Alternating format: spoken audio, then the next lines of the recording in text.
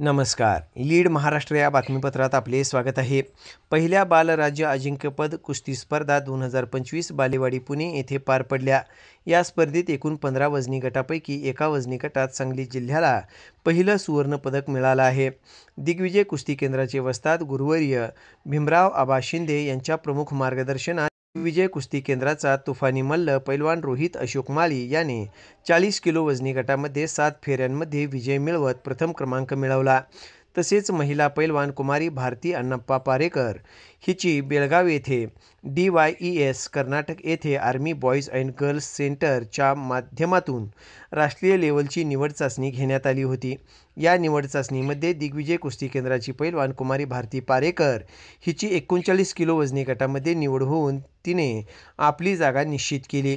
नुकताच यशस्वी पैलवानांचा सत्कार समारंभ दिग्विजय कुस्ती केंद्रामध्ये पार पडला.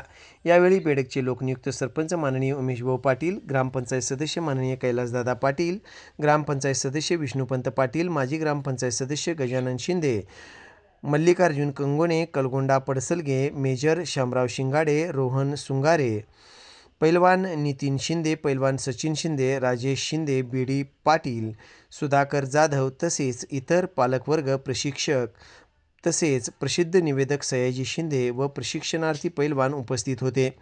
दिग्विजय कुस्ती केंद्राची वाटचाल आंतरराष्ट्रीय मल्ल घडवण्यामध्ये अहोरात्र सुरू आहे.